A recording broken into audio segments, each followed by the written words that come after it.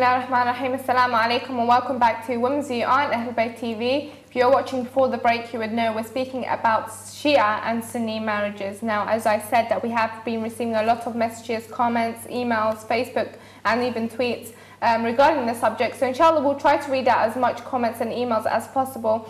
Alternatively, you can call us live on the show by the number on the screen. So inshallah, if you want to get straight into the topic today and contribute, then you can call the live number. Alternatively, you can email us at womensview@ahlulbayt.tv. Now let's get straight back to our topic today. I'm your host Zahra Al-Alawi, and today with me is Sister Leyla Hussain. Assalamu alaikum. Wa alaikum salam. Welcome back.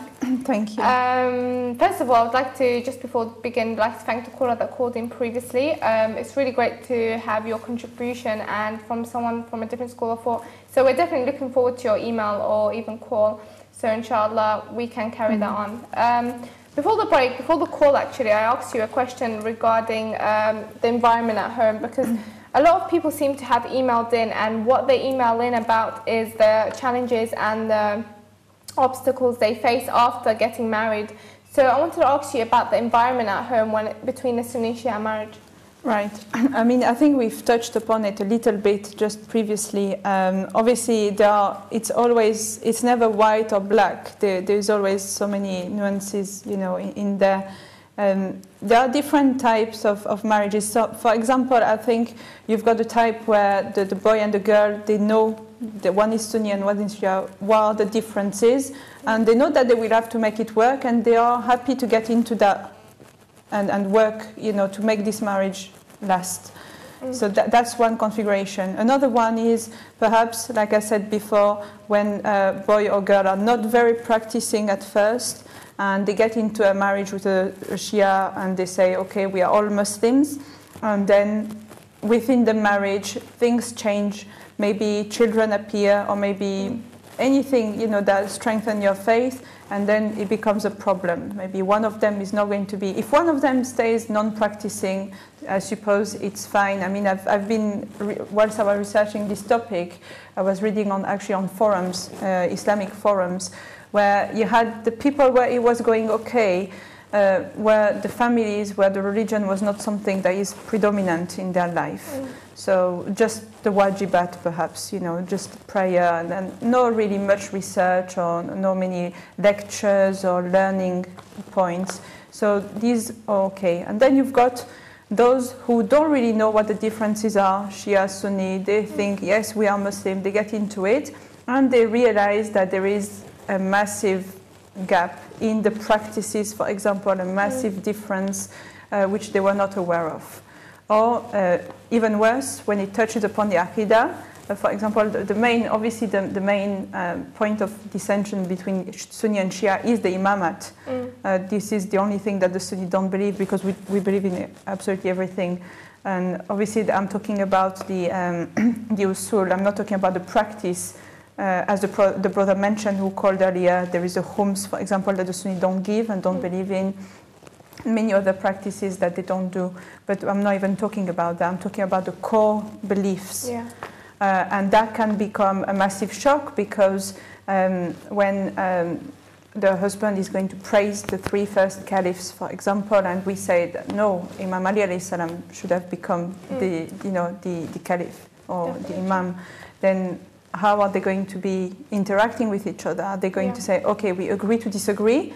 Or are they going to start fighting? And in my experience, what happens most of the time is that they start fighting. If they love their religion, if they are very attached to it, they will obviously want to explain their point of view, and unfortunately it can bring a lot of clashes. Definitely true, yeah. We're getting a lot of emails coming through, but we also have a call on the line, so inshallah we'll take that call. Assalamu alaikum. Wa alaikum salam, bye. Wa alaikum salam, welcome to the show.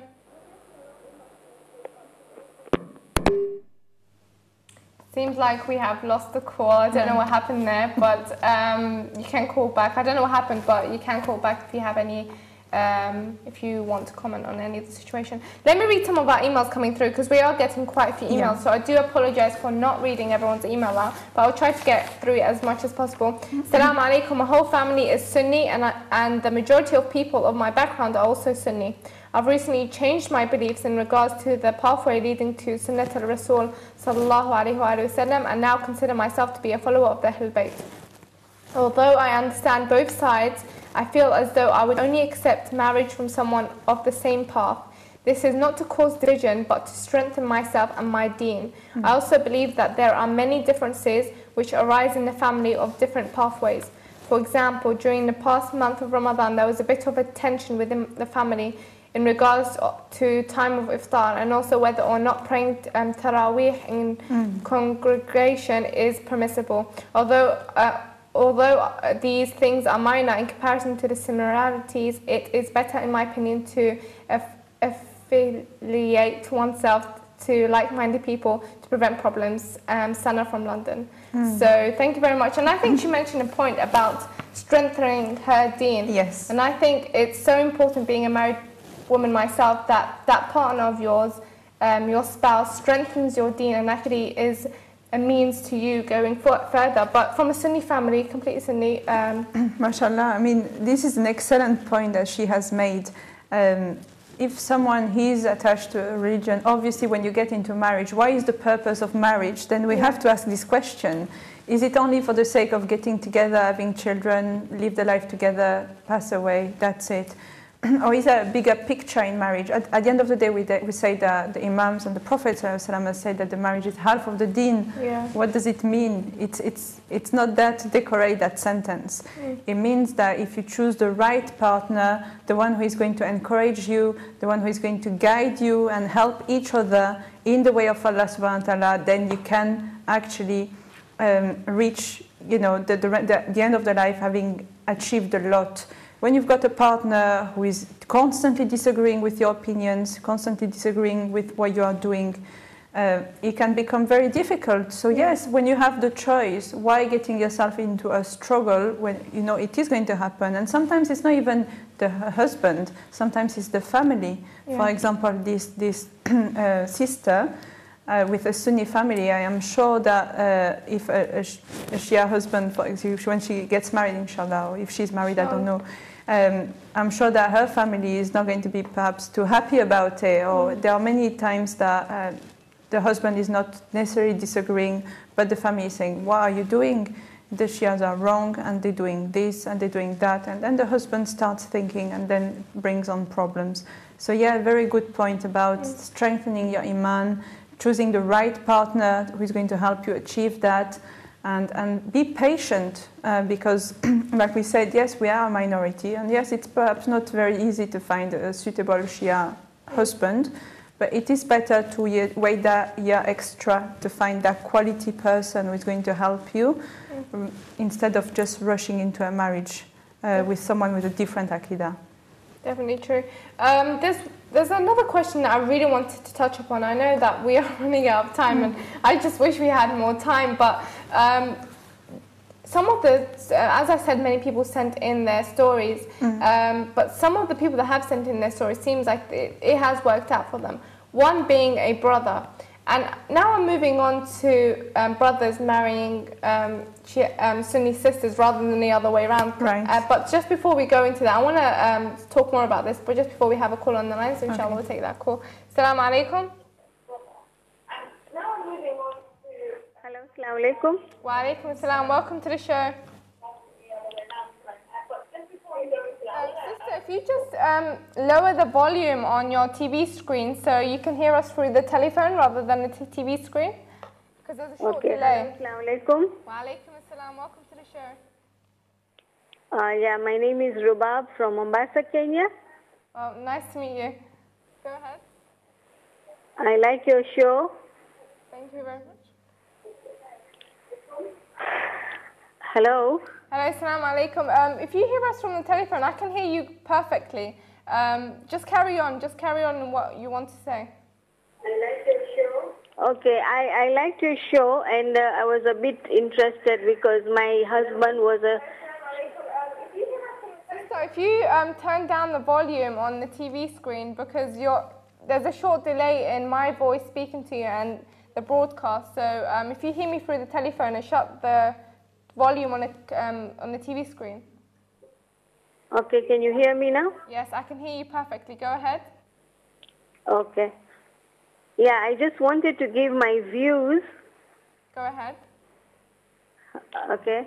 My husband was a Sunni, converted into Shia successfully, alhamdulillah. We've got 2 children. MashaAllah. And we are happily married. And I think that, yes, Sunnis can convert to Shias very successfully. It's my experience. MashaAllah. And has it been an issue that the background is Sunni, or alhamdulillah, has it been going very smoothly? I can't hear you very well, madam. I said, has there been any issues that your partner's family is Sunni, or has the marriage gone very well? Yeah, very well, alhamdulillah. We just got married into the Shia, and we were, he converted very fast before even our marriage. He was interested in the Shiaism, and after getting married to me, we then settled down very nicely. I guided him through, and he loves the religion. MashaAllah. MashaAllah. Alhamdulillah. Alhamdulillah. I'm very happy that you did call in, so you can show us that it does work sometimes. So thank you very much for calling in. Thank you. Thank you very much. And inshallah, we wish you the best. To alert the public that yes, Sunni Shia's marriage can be successful. And I'm sure many Sunnis like our religion. I have experienced it. Inshallah. So that's a real life experience as well. So alhamdulillah, sometimes it can work out and the partner can see the truth and turn to it. And alhamdulillah, like the sister said, she has children. She has. Yeah, I know actually of another couple that have been married for many years already, and where the husband was Sunni and the wife Shia, and he actually converted, well, he became Shia himself, and the children are all followers of Ahlulbayt alayhim salam. So yes, of course it can work, but then again that goes about what the Imams have said about the classifications of the Sunnis. Not all the Sunnis believe in have the same Aqidah and have the same approach to other schools of thought. So for example, like I said, the ones that they call Mustadaf were the one who are doubters, so they are in between, if you want. They're not hostile to Ahlulbayt, but they don't believe in the wilayat of the Imams. These kind of people, yes, we can definitely, it is allowed to marry them, and it's perhaps a good thing. If you are very strong yourself in your religion and you feel that by marrying such a person, your religion is not going to diminish. You're still going to stay as strong, and you're perhaps going to be able to teach that person and convey the message of Ahlulbayt, then yeah, why not?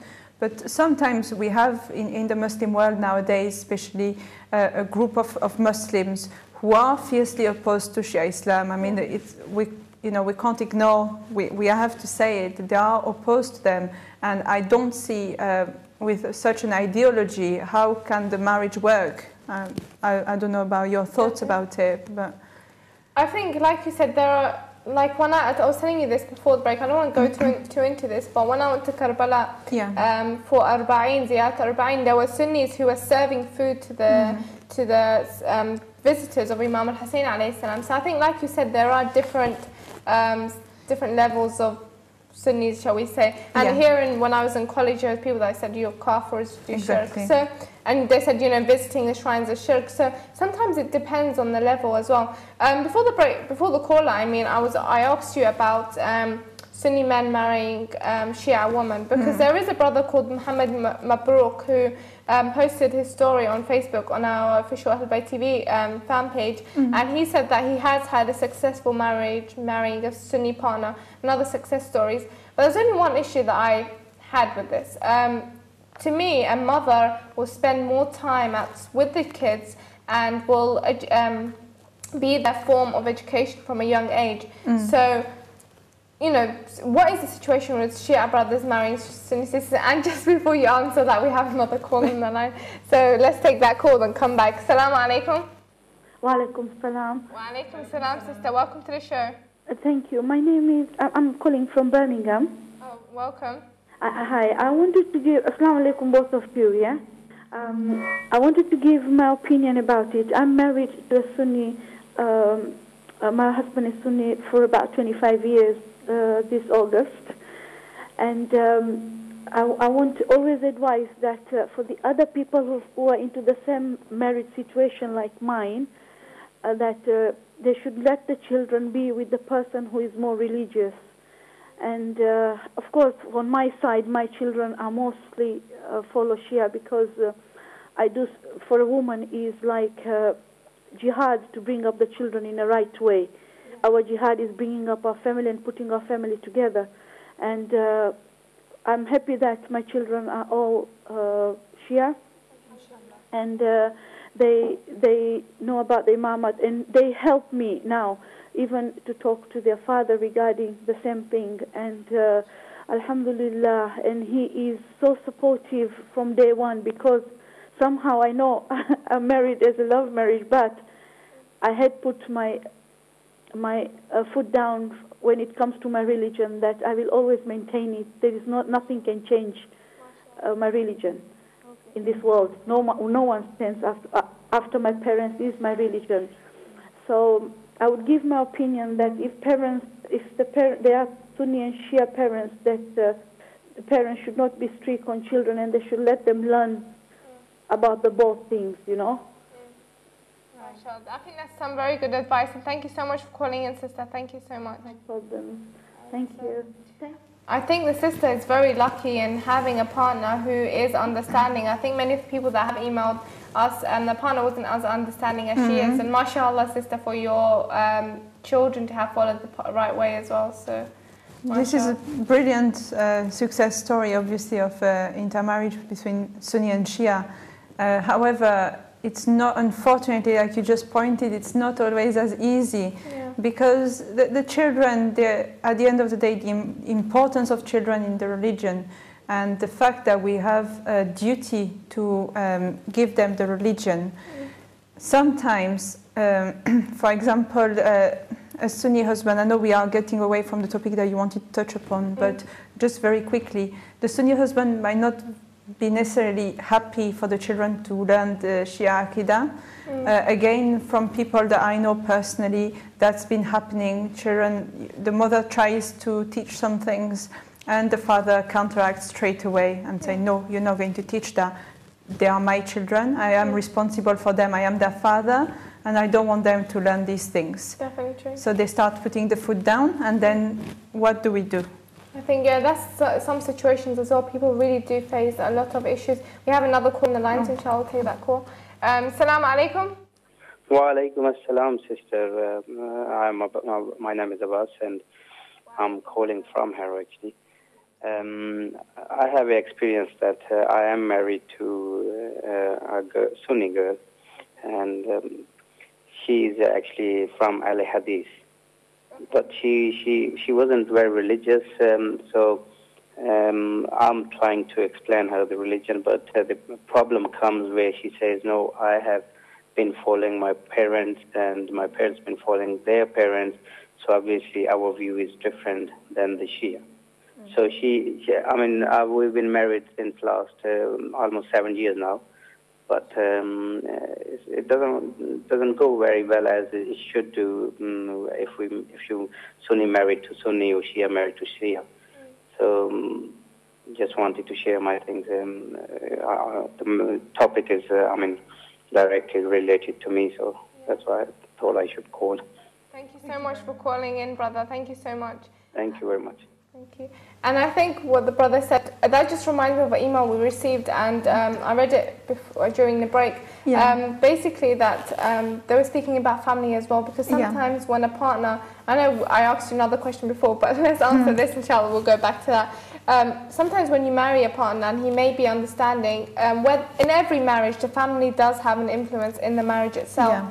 And I think a sister emailed in, she said that her husband was a convert from Sunni to Shia, but although that he is Shia and she's in a Shia and Shia marriage, the family's influence still comes through, and they are still not happy with the Shia and Shia marriage. So you know, we do thank the brother for calling in, and that reminds me of the sister's situation as well. So I mean, such situation, I mean, where the family will always have a impact. What would you say regarding that?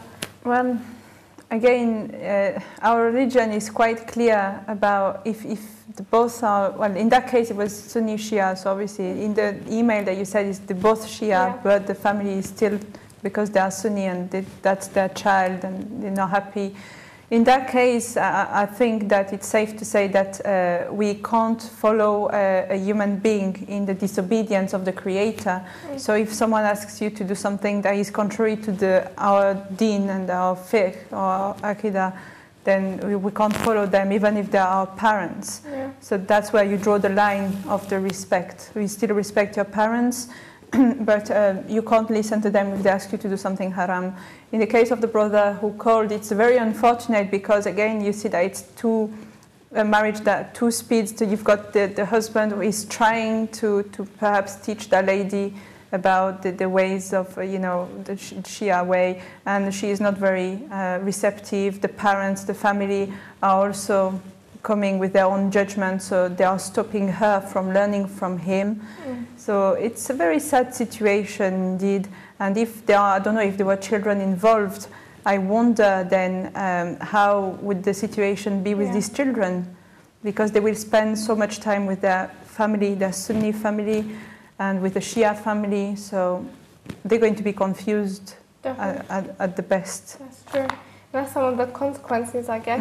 I know we're nearly ending off the show, but just before, I really want to answer this question about Sunni brothers marrying, Shia brothers marrying Sunni sisters, and that's a brother that called in that is married to a Sunni sister. Yeah. But from my understanding is every time I looked at the concept of motherhood and I look at the concept of raising children, I always feel that the mother is the form of education for the kids, especially from a young age. My mother was the one that educated me and brought me up, and I think a lot of people are that because they feel closer to their mother. So what about in a situation where a Sunni brother marries a Shia brother marries a Sunni sister? I think obviously like you said, the motherhood, the concept of motherhood in Islam is one of the main purpose of a woman, to raise a generation, a strong generation of Muslims. And this is done even before the child is born by the mother reading du'as, mother reading Quran, doing certain acts, praying. It ensures that their child is going to be born with certain qualities. And so... Yeah, definitely. We have a call on the line. I know we haven't, answered this question, but inshallah, let's take the call and come back, and I promise no more calls. Assalamu alaikum. Assalamu alaikum. Assalamu alaikum. Welcome to the show. Assalamu alaikum. Well, I just wanted to say, I think you are giving the subject more than what it would take. And I think we are as well describing things differently. And I'll give you an example. At the beginning of the show, you said sometime you have differences whether we are, when we are going to start fasting or ending fasting. But these are different opinions. Sometimes even within our ulama, the Shia ulama, some of them will say, well, you fast today, and some will say tomorrow. But we call them different opinions. But when it comes to the Sunnis, we say, no, they have different belief, different look. We don't look at it as it's all Islam. They have their belief, and that's what they think of their belief. I am married to a Sunni lady. I think you mentioned my name. I'm Muhammad Mabrook. The problem, which is Sayyid Muhammad al-Musawi in time to time described, the fact that due to the regimes we have in the Middle East or in the Muslims' world, they are not giving the right pictures about Ahlulbayt. And I think when you marry a non-Shiite person, whether it's a husband or a wife, you have the opportunity to explain to them what is it in a calm way, rather than I am right and you are wrong and you have to follow me rather than I follow you. And that's what happened within my family. We never discuss whether I am right or my wife is wrong or I am wrong and she's right. However, we listen to you, we listen to other programs, we listen to different lectures, and we try to give the right message which we believe, because it's a belief. So it's difficult to say they are wrong or because they are not going to, break they're fasting, or they will break it today, so they are wrong. We have so many cases where even within the Shia we have these kind of differences. So in this case, what if I want to marry a woman, then I will ask which imam or which you are following. Otherwise, we will have problems. I think it's not as complicated, I think, as you put it. In my experience, and I have within my family as well, women marrying the Sunni husbands. They had smaller problems, because life is not just about whether you follow Imam Ali ibn Abi Talib alayhi salam or not. It's one of the subjects. It is important. You want your kids to understand this point of Islam. But I think if you approach it in a calm way and understanding way, things will be really smooth with no problem. And you are bringing another family into your belief, rather than just because I believe now it's not only my wife, all her family who used to be Salafis. I'll tell you that. They started to understand we are not as they tell them in the media. We are not kafirs. We are not hate. We don't hate the khulafa. We don't hate. We are just having different thoughts, and we have to show them as well. We do understand they have different thoughts as well. Definitely. I hope I didn't make it too long. Thank you very much. Thank you very much, brother, for calling in. Thank you very much. I don't know if you have anything to say regarding what the brother said. I know we have a few minutes left, so if you just very quickly, I think we didn't try to say that the differences of fiqh is a problem in the Sunni-Shia marriage. This is not the main problem. What I was saying is the Aqidah, because the Sunnis strongly disagree with our Aqidah and we disagree with theirs. So this is what the problem is. Obviously, in our own Shia, we have mujtahids who have different, for example, when celebrating Eid. This is not the problem. That's not what we're talking about here at all. I know we're ending off the show, so I do apologize for not giving as much time to what the brother said. But thank you so much, Sister Leyla, for coming in today. Inshallah, we'll have you on Thursday for another topic. So inshallah, we'll see you then. Thank you so much. For the audience at home, just for the brother that called in, thank you very much for calling in. The last call that we received, there's one thing that you said, that when you do getting in Sunni-Shia marriage, those Sunnis that think really badly of us Shia, like we're kuffar or we do shirk, their opinions do slightly change because they see that. But at the same time, I think the Ramadan issues that you mentioned, it's actually the emails that we received. So these issues were real life stories from emails we received. We are ending off the show, so please do join us again for next show. If you have any comments, please do email us on women'sview@ahlulbayt.tv. That's all for now. Assalamu alaikum wa rahmatullahi wa barakatuh.